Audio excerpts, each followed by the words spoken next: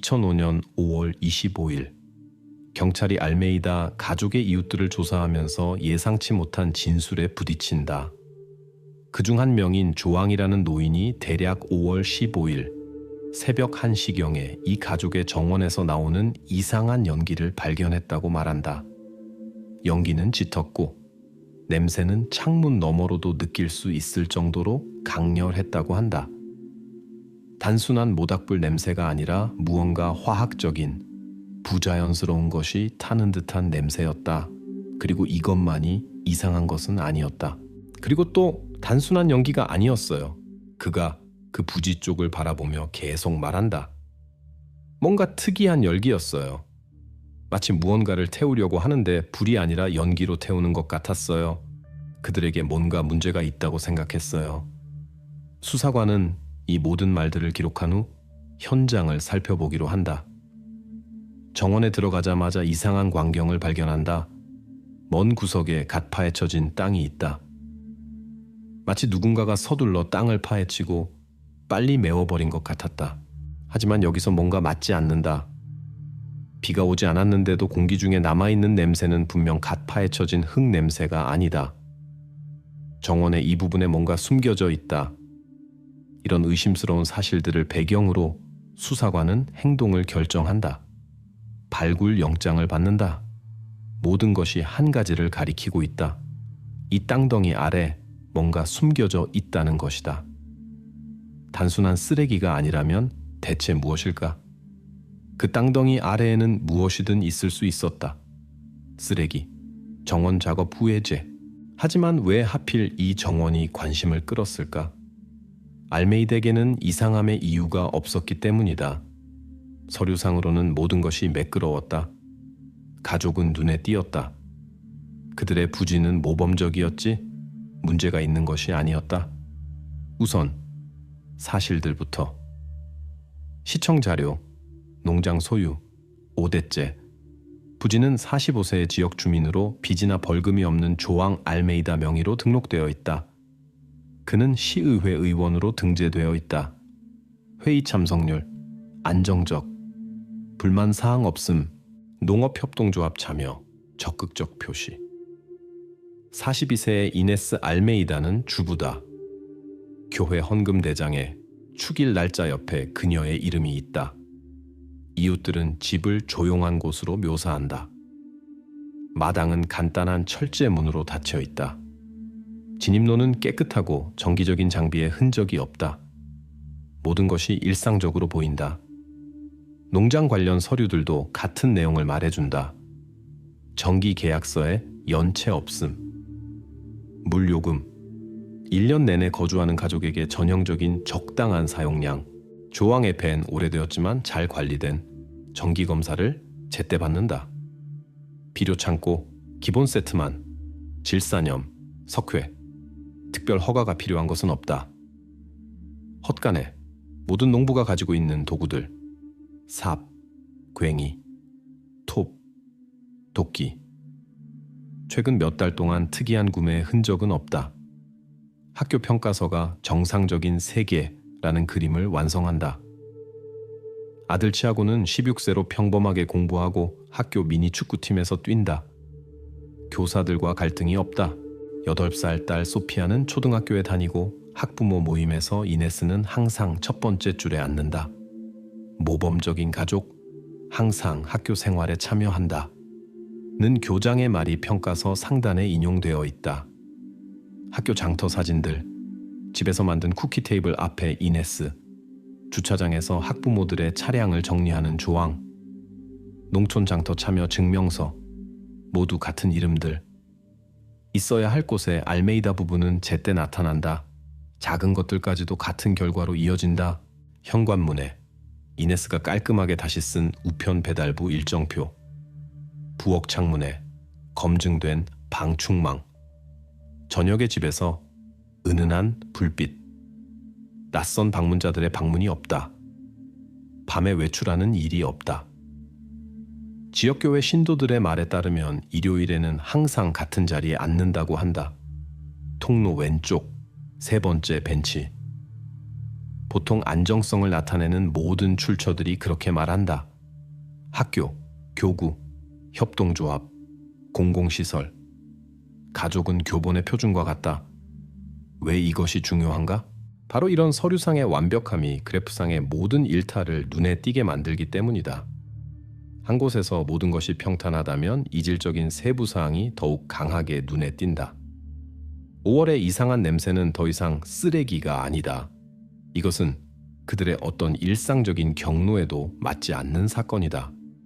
그렇게 규칙적으로 사는 사람들은 질서를 좋아한다. 그들은 거의 밤에 모닥불을 피우지 않는다. 그리고 확실히 다음날 장미 아래 가파에 처진 땅을 숨기지 않는다. 그림에 또 다른 줄이 추가된다. 평가서가 아니라 당직일지에서 2005년 5월 18일 알메이다. 가족이 소피아의 실종 신고서를 작성한다. 표현은 표준적이다. 아침에 나갔는데 저녁에 돌아오지 않았다고 명시되어 있다. 조앙과 이네스는 침착하게 대답하며 소란을 피운다. 학교에는 쪽지가 첨부된다. 정당한 사유 없이 결석. 담당 경찰관이 대화 기록을 남긴다. 부지에서 질서 정연하다. 정원 먼 구석에 새로운 장미덤불들이 심어져 있다. 이는 정비로 기록되어 있다. 그때는 이것이 누구도 의심스럽게 만들지 않았다. 이렇게 증명서와 도표들로 수집된 정상적인 세계가 구성된다. 빚이 없는 집, 갈등이 없는 부모, 아이들은 학교에서, 평판은 흠잡을 데 없다. 모든 것이 평탄해 보이는데 5월에 그 균열이 나타나기 전까지는 18일의 신고서와 며칠 전 밤 연기에 대한 이웃의 이야기, 완벽한 구조가 균열을 보인다. 이 순간부터 표준적인 확인이 수사로 바뀐다. 먼저 재차 대화들, 그 다음 이웃들 방문, 그리고 나서 장미 아래 땅이 비정상적으로 평평하게 누워있는 정원 먼 구석에 대한 그 시선. 장미 아래 평평한 땅은 나중의 일이다. 공식적인 이야기는 더 일찍 시작된다. 2005년 5월 18일 오전 11시 당직실 입구. 문턱에 조앙과 이네스 알메이다. 그들의 신고는 의정서 제23A로 기록된다. 표현은 정확하고 불필요한 말이 없다. 우리 딸 소피아 알메이다 8살이 집에서 도망쳤습니다. 추정컨대 5월 17일 밤에. 이유는 알 수 없습니다. 서명은 둘 다 있고 필체는 다르며 줄은 반듯하다. 의정서 여백의 발췌는 전형적으로 보인다. 접수 날짜와 시간 2005년 5월 18일 오전 11시. 신고자 알메이다 부부 상주 거주. 상황 5월 18일 아침 침실 확인 중 딸의 부재 발견. 창문과 현관문은 닫혀 있음. 침입 흔적 발견되지 않음. 쪽지 없음. 추정되는 이탈 원인 알 수 없음. 가능한 방향 명시되지 않음. 추가로 학교 기록부에 최근 사진이 첨부된다. 가정 내 상황란에 손으로 쓴 갈등 없음. 양호한 가정으로 표시됨. 대화 분위기는 침착함을 유지한다. 조앙은 간결하게 말하고 차례대로 대답한다. 이네스는 확인하고 고개를 끄덕이며 때때로 표현을 수정한다. 그들은 아침 대략 7시경에 부재를 발견했다고 말한다. 집에서, 마당에서 찾아봤지만 이웃들에게는 묻지 않았다고 한다. 소란을 피우지 않기 위해서. 학교에도 전화하지 않았다. 아직 이르다. 야간 소음에 대한 구체적인 질문에 둘 다 똑같이 대답한다. 조용했다. 침실에서는 질서 정견했고 침대는 정돈되어 있었으며 복대서는 신발이 제자리에 있었다고 명시된다. 짐을 챙긴 흔적이 없다. 지인들로부터의 소식이 없다. 등록 후 표준 절차가 시작된다. 미성년자 실종 사건, 게시. 이것은 공식이지만 그 뒤에는 구체적인 단계들이 있다. 수배 전단이 지역 부서들로 발송된다. 병원들, 버스터미널, 외곽의 작은 역을 확인한다. 담당 경찰관이 기본 경로를 그린다. 집, 학교로 가는 길, 교차로의 상점, 정비소 뒤의 공터. 동시에 집의 기본 검사에 대해 합의한다. 창문, 문, 마당, 부속 건물들. 소동 없이 지침에 따라. 지역 협동조합에서는 경비원에게 알린다. 소녀를 보면 즉시 전화하라고. 서류상으로는 모든 것이 일반적인 아침 경보처럼 보인다. 명확한 줄들, 올바른 칸들, 여백의 메모들, 히스테리 없는 가족, 정확한 설명들, 이탈 원인을 말하려 하지 않는다. 이렇게 모든 유사한 사건이 시작된다. 공식적인 표현과 첫 번째 수색 순환으로부터. 하지만 바로 여기서 나중에 주요하게 될 불일치가 나타난다. 5월 18일 날짜의 도망 신고와 며칠 전 야간 연기에 대한 이웃의 이야기. 이 두 선은 일치하지 않는다. 더 나아가 모든 단계의 확인, 반복 대화들, 그리고 나서 장미가 너무 평평하게 심어진 정원의 그 먼 구석으로의 복귀. 장미 아래 땅을 건드리기 전에 수사관은 기본 단계를 취한다. 부모와의 재차 대화. 첫 번째 질문. 그들이 소피아를 어떻게 묘사하는가? 답변들은 의미와 어조에서 일치한다. 조항은 짧게 말한다. 그 아이는 어려운 아이였습니다. 이네스가 고개를 끄덕인다. 그 아이는 복잡한 성격이었어요. 설명들은 일반적으로 들린다. 이유 없이 상처받을 수 있었다. 위축되었다. 말대꾸했다. 도망친 적이 있었나는 질문에 없었지만 할 수 있었다. 억양은 평탄하다. 침묵은 정확하다. 무릎에 손을 올리고 손가락을 깍지 낀다. 서두름도 소란도 없다. 더 나아가 확인할 수 있는 것과의 비교. 학교로 공식 요청이 간다. 감정 없이 쓰인 평가서가 온다. 소피아 알메이다. 조용하고 차분한 학생. 과제에 집중력이 있다.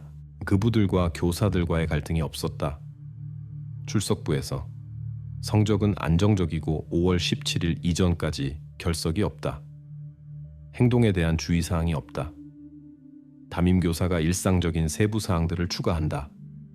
쉬는 시간에 그림을 그리고 아침 집회에서 참여를 거부하지 않으며 동아리에서는 수요일 미술. 체육교사가 메모를 남긴다. 의료 진단서로 일부 운동에서 면제, 갈등은 없음.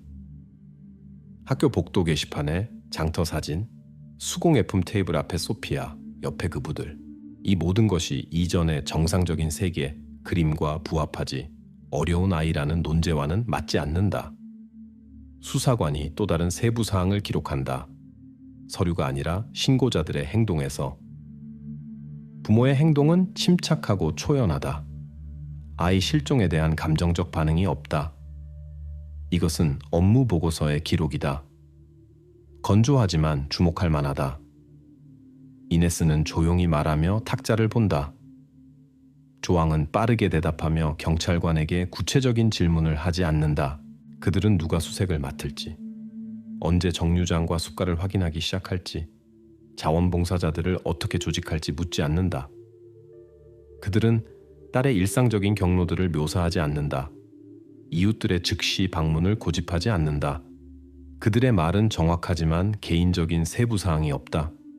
집의 방들에서는 질서정연하고 복도에서는 신발이 일렬로 서 있다. 부엌에는 어제 차가 든 컵이 없다. 건조한 청결함과 올바른 문구들. 동시에 담당 경찰관이 첫 번째 반응들을 수집한다. 이웃들은 조용한 가족에 대해 말한다. 눈에 보이는 갈등이 없었다. 아무도 소녀가 늦은 저녁에 혼자 나가는 것을 보지 못했다. 상점 앞 도로에는 카메라가 없다. 여기는 외곽이다. 아침 버스들은 드물게 다니고 운전기사들은 아무도 기억하지 못한다. 즉, 자의적 이탈에 대한 외부 확인이 아직 없다. 어려운 아이라는 그림은 부모의 말에만 의존하고 있다. 서류들은 이를 뒷받침하지 않는다. 이렇게 첫 번째 단서가 나타난다. 물증도 숫자도 아니라 공식적인 말들과 확인 가능한 현실 사이의 불일치. 복잡한 성격에 대한 묘사가 학교의 평가서와 일치하지 않는다. 감정의 부재가 실종 신고가 제출된 순간과 일치하지 않는다. 이것은 아직 증거는 아니지만 이미 시각을 전환할 이유가 된다. 가족이 피해자 항목에서 한 줄씩 확인해야 하는 말들을 하는 사람들의 목록으로 넘어간다. 더 나아가 행동 순서가 바뀐다. 넓은 들판 수색 대신 집과 마당에 대한 더 밀도 있는 시선, 방들, 창문 유리, 현관문의 반복 검사, 부속 건물들에서의 냄새와 흔적의 기록, 현관의 전화기 시간과 소피아의 침대 옆 오래된 알람 시계의 시간 비교, 그리고 나서 부지로의 복귀, 새로운 장미가 심어지고 땅이 너무 평평하게 놓여 있는 곳으로. 바로 거기서 수사는 말에서 물질적 흔적으로 넘어갈 기회를 얻는다. 바로 거기서 수사는 말에서 물질적 흔적으로 넘어갈 기회를 얻는다. 하지만 땅을 건드리기 전에 수사관은 가족의 행동을 기록한다. 공식적인 실종에서 왜 그들은 그렇게 침착할까? 이 순간부터 초점이 부모들에게 맞춰진다. 보고서에 간단한 줄이 나타난다. 부모들은 수색에 참여하지 않는다. 친구들과 지인들에게 전화하지 않는다. 전단을 붙이지 않는다. 전화 기록부는 비어 있다. 학교에도 이웃들에게도 연달아 전화한 것이 없다. 당직자가 메모한다. 수색 진행에 대한 질문을 하지 않는다. 저녁에 자원봉사자들이 상점 앞에서 모일 때 조항과 이네스는 오지 않는다. 마당은 닫혀 있다. 집의 불빛은 은은하다. 5월 20일 이네스가 도로변 원예용품점에서 목격된다. 계산원이 구매를 기억한다.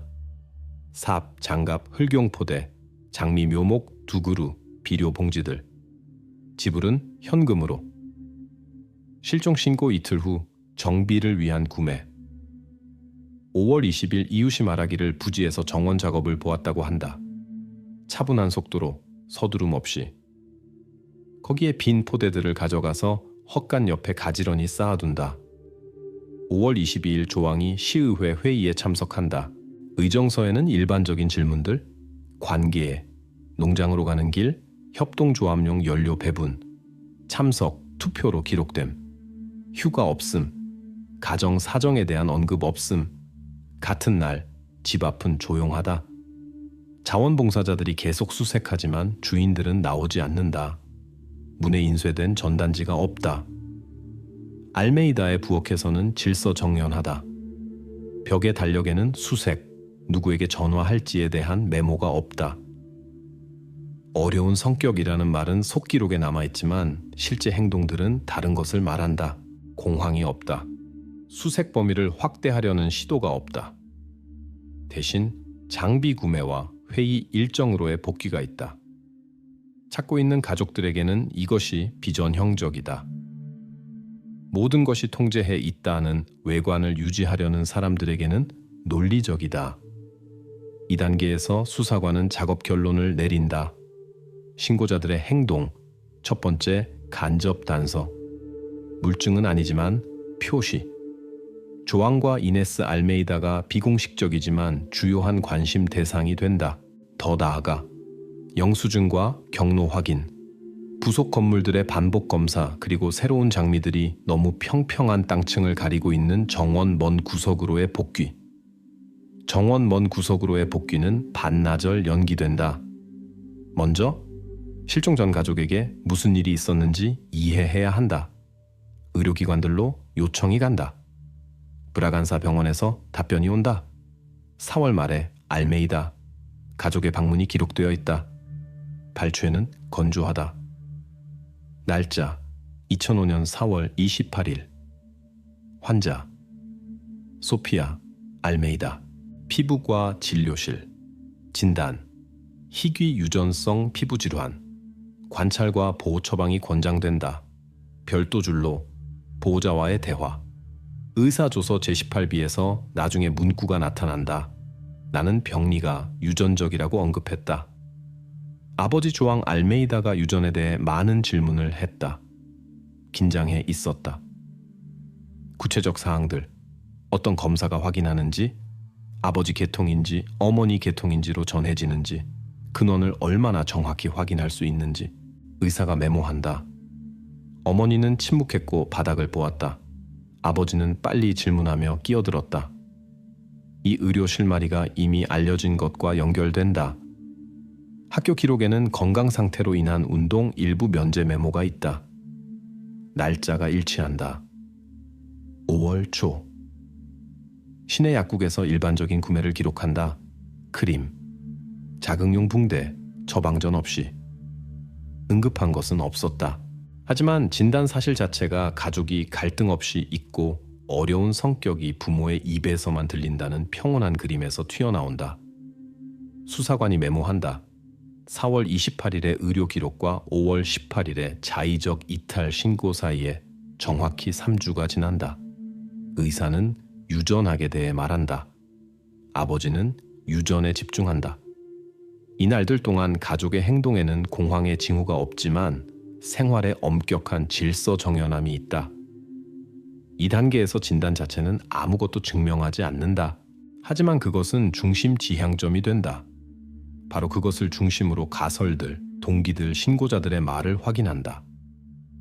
그런 배경에서 도망은 독립적인 선으로 보이지 않게 된다. 사건이 집으로 이동한다.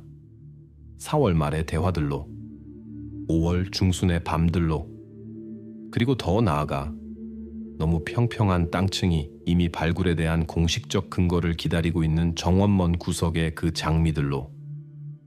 발굴 신청서에는 확고한 배경이 필요하다. 그것을 정원먼 구석의 장미들만이 주는 것이 아니다. 수사관이 집의 두 번째 아이인 치아고를 본다. 가족에서 모든 것이 평온하다면 그의 행동이 이를 보여줄 것이다. 그렇지 않다면 그것도. 조사는 심리학자 참석해 공식적으로 진행된다. 의정서가 건조하게 기록한다. 청소년이 어깨를 늘어뜨리고 앉아서 한 점을 본다. 기본 질문들에 한마디로 대답한다. 모르겠어요. 기억나지 않아요. 보지 못했어요. 침묵이 길다. 목소리가 조용하다. 손바닥이 젖어 있고 탁자 밑에서 다리를 떤다. 눈이 빨갛지만 최근 눈물의 흔적은 없다. 일상으로 넘어가려고 시도한다. 마지막으로 누이를 언제 봤나? 저녁에. 무슨 말을 했나? 기억나지 않아요. 집에서 다투었나? 아니에요. 밤에 특이한 것을 들었냐는 질문에 다시 모르겠어요와 급격한 숨 들이쉼. 심리학자가 잠깐 쉬자고 하며 물을 권한다. 반응이 단조롭다. 탁자를 보며 어깨가 더욱 처진다. 접촉이 이루어지지 않는다. 별도 문서로 전문가 소견이 간다. 평가 없는 표현들. 대상자가 급성 스트레스 장애의 징후를 보인다. 혼미, 주제 회피, 구체적인 질문에 대한 공황 반응이 관찰된다. 위협의 가능성이 높다. 주석에 일상적인 세부 사항들. 잠을 잘 못 자고 큰 소리에 움츠러들며 부모들과 시선을 피한다. 심리학자가 가족 참석 없는 재차 대화를 권한다. 재차 대화는 없을 것이다. 부모들이 단호하다. 스트레스예요. 그 애를 그냥 놔두세요. 그들은 조사를 중단하라고 요구하며 아들을 압박으로부터 보호할 권리를 주장한다. 형식적으로는 이것이 허용된다. 하지만 사건에 또 다른 줄이 놓인다. 신고자들이 미성년자와 전문가의 상호작용을 방해한다. 결과적으로 어른들의 침착함과 치아고의 상태가 그들의 말이 소피아의 학교 평가서와 어긋나는 것처럼 갈라진다. 그의 행동이 자의적 이탈에 대한 일반적 걱정보다는 심각한 외상에 대한 반응에 더 가깝다. 수색에는 이것이 증거는 아니지만 중요한 지표이다. 이것으로 다음 단계를 가속화하기에 충분하다. 영장을 발급받고 정원으로 돌아가기. 그 장미들과 너무 평평한 땅층으로. 영장이 발급된다. 2005년 5월 26일 아침. 알메이다 가족의 마당으로 범죄 수사관들이 들어간다. 테이프, 삼각대, 사진 촬영. 지점. 최근 장미가 심어진 먼 구석. 바로 거기에 첫 삽을 댄다. 그 아래 무엇이 숨겨져 있는지 이제 분명해질 것이다. 천천히 작업한다. 잔디를 층별로 제거한다. 30cm에서 모닥불 후처럼 어둡고 층이 있는 부분. 냄새가 장작에서 나는 것이 아니다. 더 아래, 대략 50cm에서 삽이 부드러운 재에 부딪힌다. 구멍을 확장한다. 재 속에 작은 하얀 조각들, 돌도 석회도 아니다. 전문가가 몸을 숙이고 집게로 두 조각을 집어 자 위의 크기를 표시한다. 현장에서 예비 결론이 건조하게 들린다. 물체들이 칼슘화된 뼈 조각과 유사하다. 재와 조각들을 봉지에 담아 번호를 매긴다. 부지를 사각형으로 나누고 주변을 모두 채로 친다. 채 같은 희끄무레한 입자들이 더 남는다. 옆에 탄화된 흙덩이들과 고운의 특징인 용의 흔적들, 화로의 윤곽을 기록한다. 재의 깊이와 분포가 파여진 구덩이에서의 장시간 연소를 가리킨다. 이것은 풀용, 정원 모닥불이 아니다. 의정서의 표현이 들어간다. 추정되는 인간 유해 발견. 현장에서 침묵. 위에 심어진 장미들이 은폐처럼 보인다. 재 위의 신선한 흙층이 자연적 혼합물 없이 평평하다. 이 순간부터 사건이 지위를 바꾼다. 자의적 이탈. 신고가 다른 그림의 일부가 된다. 자료들이 실험실로 간다. 뼈 조각에 DNA, 재화학, 유기조직, 흔적 수색. 동시에 둘레를 확장한다. 헛간, 도구들, 연료 보관 장소. 부모들에게 절차상 결정을 통지한다. 수사가 말에서 사실로 이동하고 경로의 다음 지점이 명백하다. 준비 흔적과 일반적인 농장 작업에 맞지 않는 도구들이 남아있을 수 있는 부속 건물들. 헛간의 도구들을 구덩이 내용물과 함께 실험실로 보낸다. 주요 질문들에 대한 답을 감정이 준다. 조각들이 누구의 것인가? 그리고 파여진 화로에서 정확히 무엇이 탔는가? 법의학 실험실 보고서 제사 15위. 뼈물체 부분. 재료, 인간. 상태, 칼슘화된 조각들. 성장 구역별 평가. 나이, 7, 10세. 성별, 여성. DNA 분석 실시. 소피아의 개인 물품에서 채취한 대조 샘플과의 비교가 99.9% 확률로 일치를 보인다. 추가로 그녀 방의 옷에서 채취한 미세 샘플들과 대조, 결과 확인됨. 퇴화 지표들이 몇 시간 동안의 고온작용에 상응한다. 재와 흙 부분, 인산염, 칼슘, 유기조직 열분해, 생성물의 농도 증가가 발견되었다. 탄화된 입자들, 용해된 내포물들이 발견된다. 층 분포가 표면 모닥불이 아닌 구덩이에서의 연소를 가리킨다.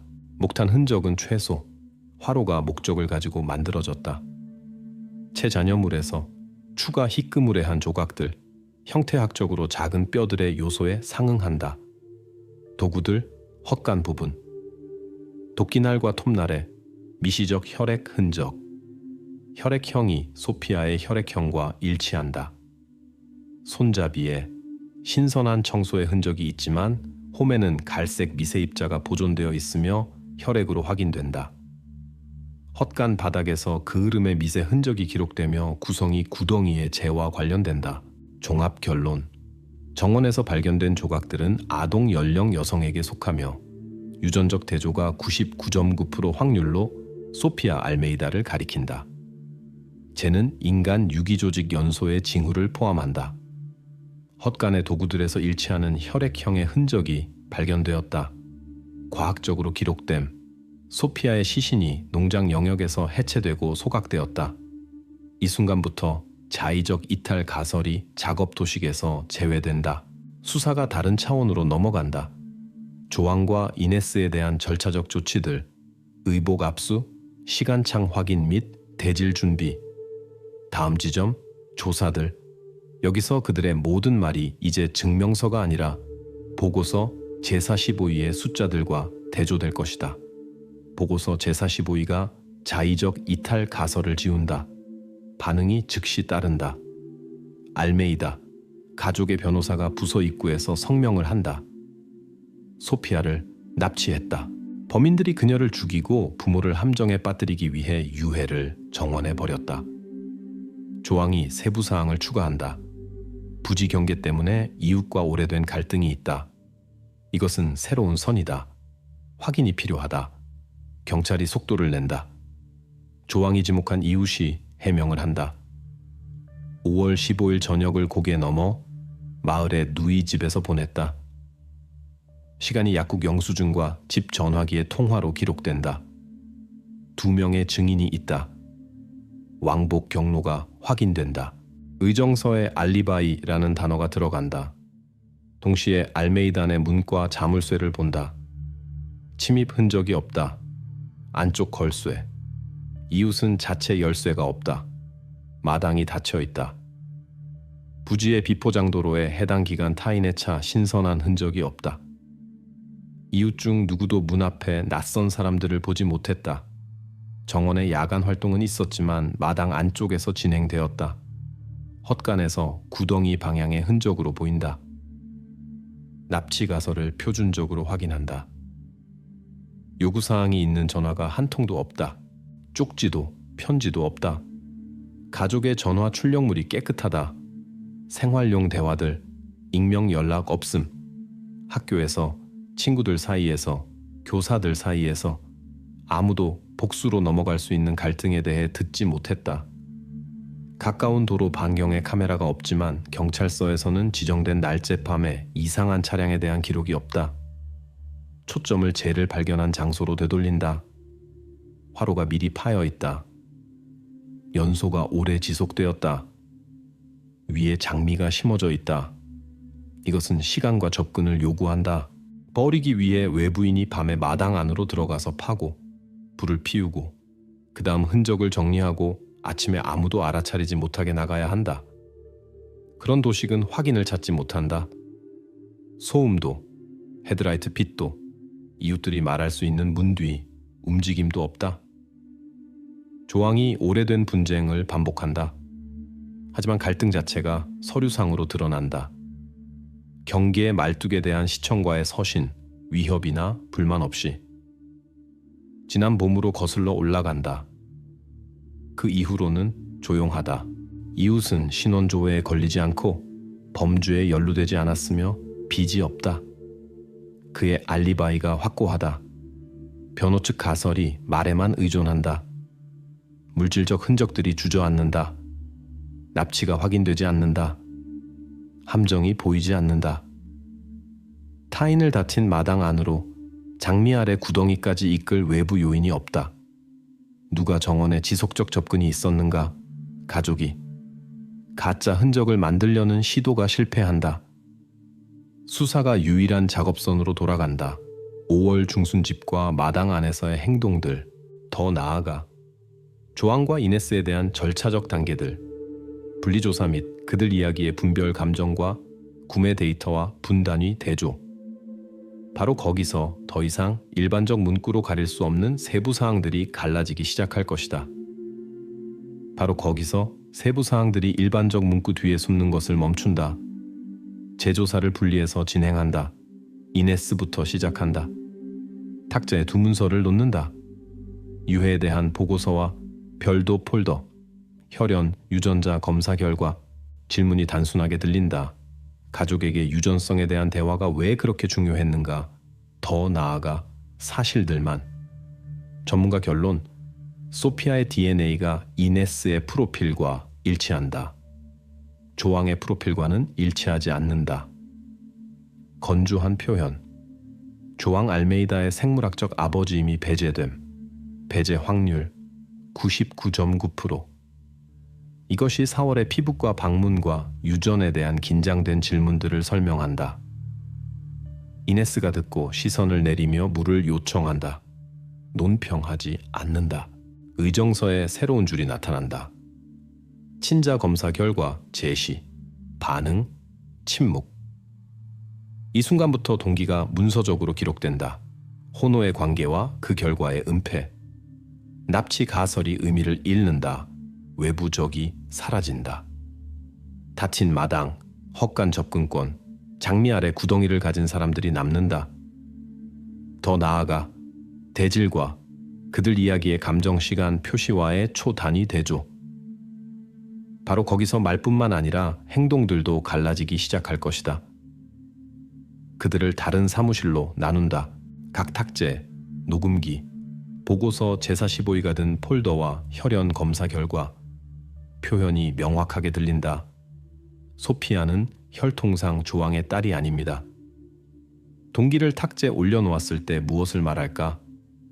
조왕부터 시작한다. 의정서가 순서를 기록한다. 수사관, 소피아는 당신 딸이 아닙니다. 침묵, 8초. 조왕 알메이다. 이 피는 내 것이 아닙니다. 그에게 헛간의 사진과 도구들에서 발견된 것들의 목록을 보여준다. 흔적이 어디서 왔나? 농사일을 했어요.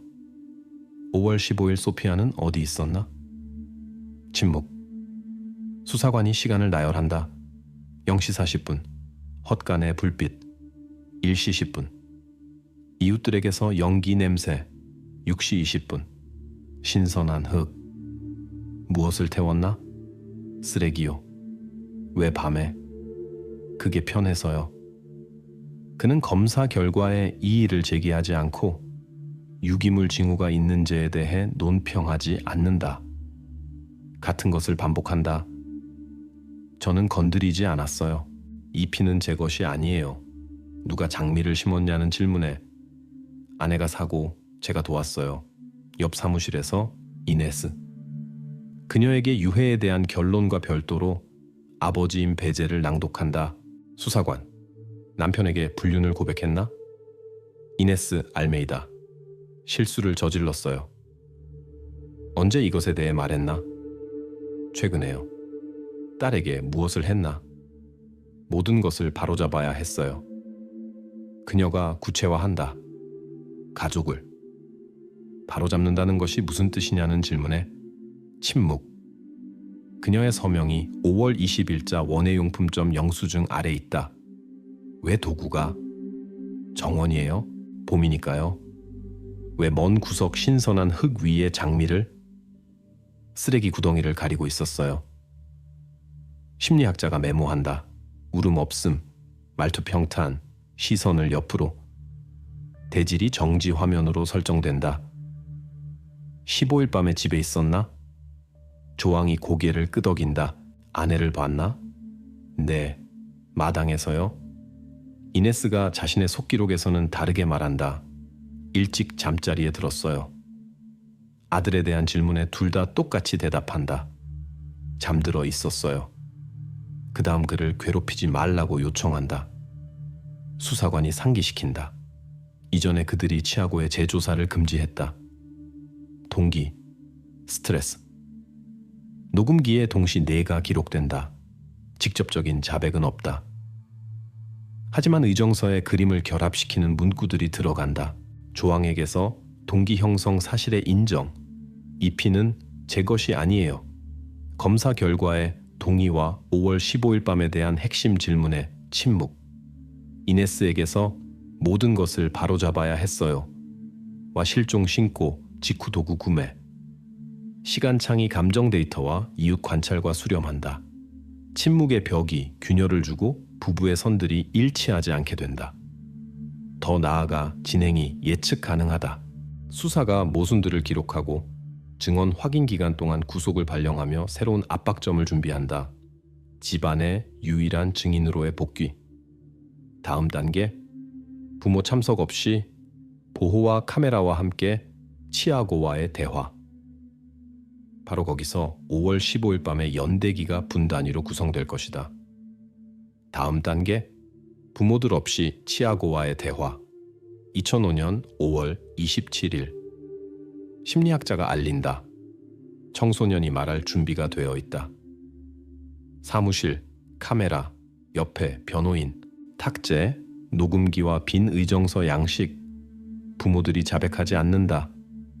그렇다면 진실을 15일 밤에 집에 있던 사람이 줄 수 있다. 간단한 것부터 시작한다. 의정서의 첫 번째 문구가 들어간다. 소음에 깼어요. 치아고가 시간을 구체화한다. 대략 12시 30분. 먼저 계단에서 속삭임을 들었어요. 그 다음 밖으로 나가는 문 삐걱거림을. 그가 창문으로 가서 마당에서 세 사람을 본다. 박고랑 앞에 서 있었어요. 아버지가 크게 말했어요. 들었어요? 남의 피. 어머니가 울었어요.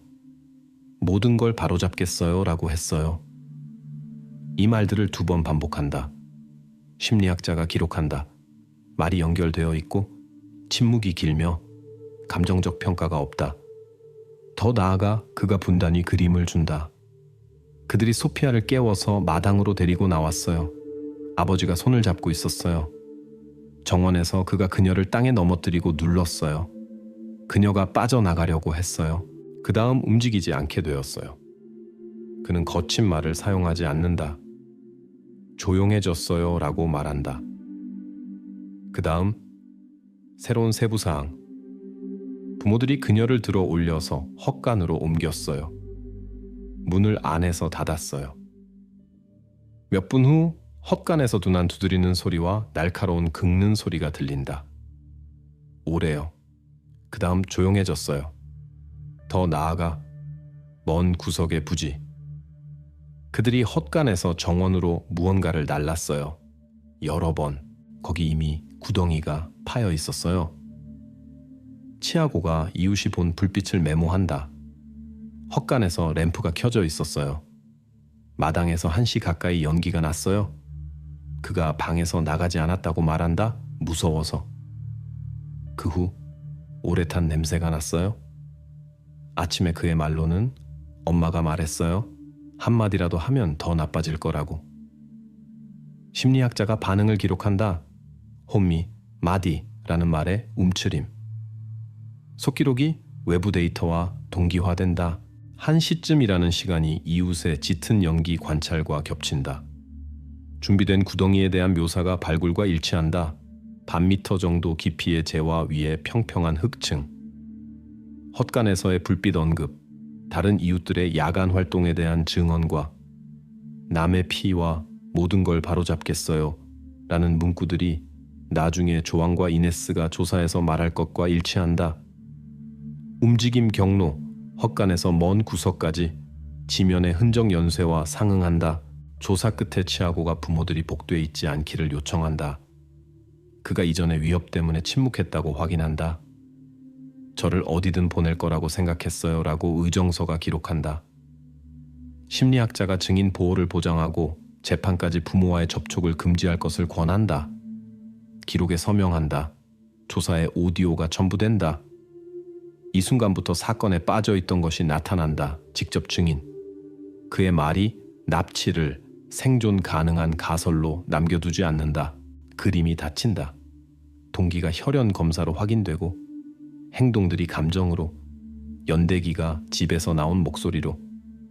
치아고의 증언이 변호의 마지막 선을 파괴하는 핵심 증거가 된다.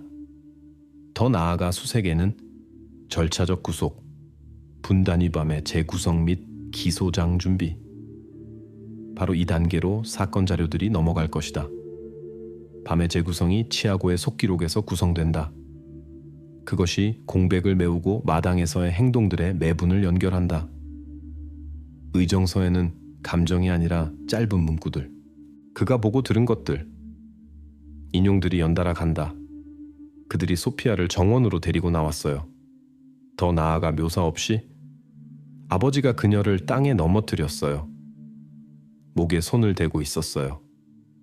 그녀가 움직이지 않았어요. 어머니가 옆에 서 있었어요. 보고 있었어요. 그 후 이동. 그 다음 그들이 그녀를 헛간으로 옮겼어요. 문 뒤에서 치아고의 말로는 작업이 시작되었다. 소리를 들었어요. 두드림, 그 다음 톱. 1시 가까이라는 시간 표시가 이웃들의 짙은 연기에 대한 주목과 일치한다. 또 다른 인용, 아침에 정원에 모닥불이 있었어요. 속기록에는 물증으로 확인되는 세부 사항들이 있다. 헛간에서 램프가 켜져 있었어요. 검사 의정서에서 천장에 신선한 그을음 침착이 기록되어 있다. 구덩이가 미리 파여 있었어요.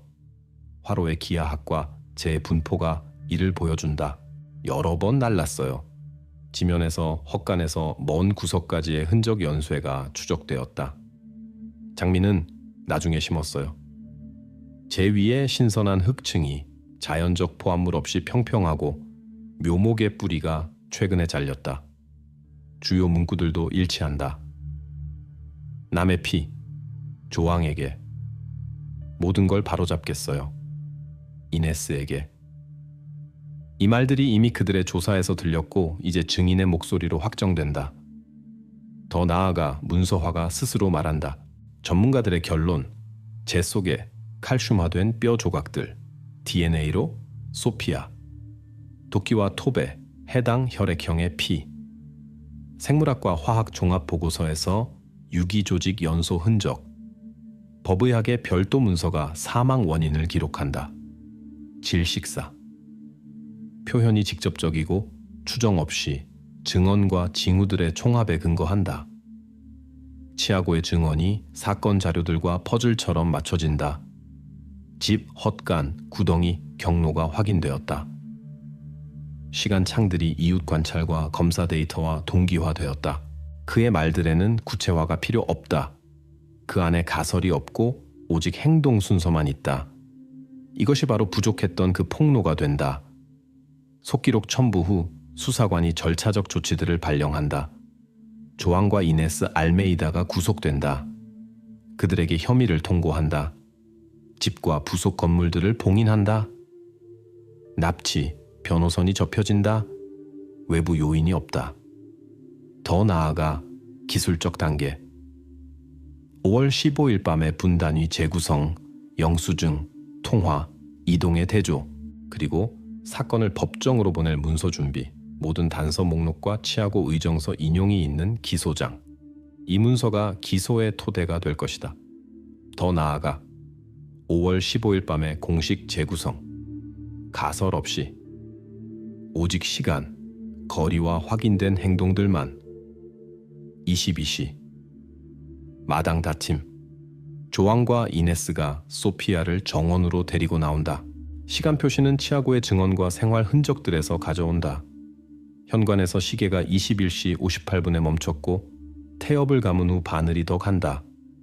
22시 3분의 부엌 메모장에 마지막 기록이 시각 표시되어 있다. 22시 5분 먼 밭고랑에서 저항 제압이 일어난다.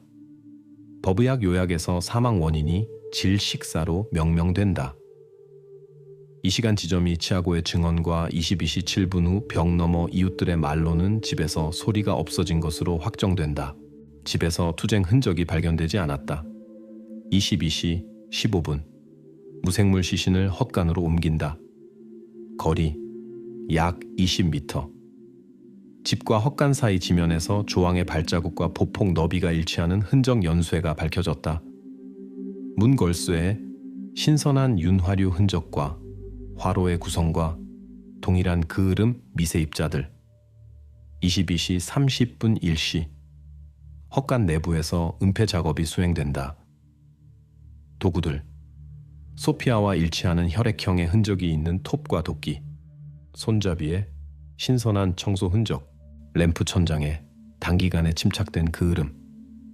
이 단계가 치아고의 증언과 자정 무렵 맞은편 이웃이 불빛을 본 시간 창으로 확인된다. 일시, 사시. 미리 파여진 정원 먼 구석 구덩이로 조각들 이송. 거리 약 30m. 헛간에서 구덩이까지의 경로에서 양방향 다중 흔적 교차가 추적되었다. 구덩이 자체에서 약 50cm 깊이의 재와 연소재층, 그 안에 칼슘화된 뼈 조각들. 재분석이 유기조직 열분의 생성물, 인산염과 높은 칼슘 농도를 보였다. 이웃이 한 시쯤 짙은 연기를 기록한다. 이것이 연소 절정과 일치한다. 신선한 장작 추가 흔적이 거의 없고 화로가 오래 고르게 유지되었다. 4시 30분 불이 꺼진다. 구덩이가 메워진다. 위에 신선한 흙층과 장미 심기. 이 단계가 5월 20일 원예용품점 영수증, 최근 굴착 흔적들, 그리고 오래된 토양에 전형적인 포함물 없는 성토의 평평한 수평선으로 확인된다. 6시 20분에 이웃이 마당의 질서와 신선한 연기 냄새의 부재를 알아차린다. 화로가 이미 가려져 있다. 압수시 이네스의 옷에서 제 위층과 같은 광물 구성의 미세한 흙 입자들. 5월 16일에서 17일 주간 시간들이 이웃들에게 호소나 학교 전화 없이 지나간다. 5월 18일 11시에 자의적 이탈 신고가 작성된다. 이 순간 마당에는 이미 장미가 심어져 있다. 사실이 담당 경찰관에 의해 정비로 기록되어 있다. 신고들의 연대기가 부지에서의 실제 야간 활동과 일치하지 않는다. 확인 요약, 사망 원인, 질식사, 유해 소속, 소피아, 도구들, 해당 혈액형의 혈액 흔적, 화로, 구덩이에서의 몇 시간 연소, 이동, 헛간에서 먼 구석까지의 흔적, 치아고의 증언이 모든 핵심 표시와 일치한다. 시간, 장소, 경로 및 그 밤에 들린 문구들. 따라서 순서는 다음과 같다. 22시 정원으로 데리고 나감, 22시 5분 호흡 정지, 22시 15분 헛간으로 이송, 22시 30분 일시 부속 건물에서 흔적 은폐, 1시 4시 파여진 화로에서 소각, 4시 30분 구덩이 위장과 장미 심기. 모든 요소가 최소 두 출처로 확인된다. 감정, 관찰, 구매 또는 증인 증언. 범죄가 분과 미터 단위로 재구성되었다. 집, 헛간, 구덩이, 한 선에 세 지점. 외부 참가자들이 없다. 접근, 수단과 시간이 집의 두 어른에게 있다. 자료들이 하나의 패키지로 수집되었다. 다음 단계는 형식적이지만 결정적이다. 법정으로 사건 이송. 여기서 이 연대기가 기소 연설의 토대가 되고 공개 심리에서 확인될 것이다. 답을 판결이 준다. 2006년 4월 브라간사 법정. 피고석에 조앙과 이네스 알메이다. 혐의들. 가중처벌 사유가 있는 살인과 공모, 증거 기반, 보고서 제45위, 발굴 의정서, 이동연대기, 치아고 알메이다의 증언, 전문가들 심리, 생물학자들, 범죄수사관들, 심리학자, 영수증, 전화 출력물, 조사 기록들이 연구되었다. 법원이 기록한다. 동기가 혈연 검사로 확정됨. 행동들이 감정과 일치함. 연대기가 증인에 의해 확인됨. 평결, 유죄, 판결. 조앙 알메이다, 종신형. 이네스 알메이다, 종신형. 집과 부속 건물들, 압류. 치아고에게 보호와 후견 발령. 법적 부분이 종료된다. 더 나아가 후속. 판결 후 농장에 무엇이 남았고 그 5월 연기를 본 사람들이 어떻게 사는가. 판결 후 실용적 질문이 남는다. 남은 사람들과 모든 일이 일어난 장소는 어떻게 할 것인가. 답들이 건조하다. 보고서처럼 감정 없이 오직 결정들과 날짜들만. 치아고 알메이다가 국가 후견으로 넘겨졌다. 부모들과의 접촉이 법원 결정으로 금지되었다. 그를 위해 폐쇄형 재활 과정이 조직되었다. 심리학자, 생활규칙, 센터, 내 학교, 방문은 일정에 따라 감시해. 별도 줄로 모든 절차 종료까지 증인 보호 프로그램. 집에서 그의 물건들은 목록을 통해 공개 문서에서 성씨를 표시하지 않는다. 알메이다 가족의 농장이 국가 소유로 전환되어 경매로 실현되었다. 새 소유주들이 가구를 운반하고 집과 헛간을 해체했다. 기초를 굴삭기로 제거했다. 부지를 평탄화했다. 문으로 가는 길을 자갈로 메웠다. 물과 정의는 새로운 계약으로. 오래된 계량기들이 철거되었다. 마당 자리에 빈 공터. 정원이 재굴착되었다. 이네스가 메워진 구덩이 위에 심은 장미들이 뽑혔다. 밭고랑이 재계획되었다. 표지판도 기념 표시도 없다. 알메이다 가족의 물리적 흔적이 이 땅에 남지 않았다. 더 나아가 역사에는 오직 서류 흔적만, 사건 번호, 의정서들, 감정들, 판결. 5월 연기는 이웃의 증언에서, 장미는 재고 목록 기술에서, 나머지 모든 것이 평평한 층까지 지워졌다. 사건이 종료되었다.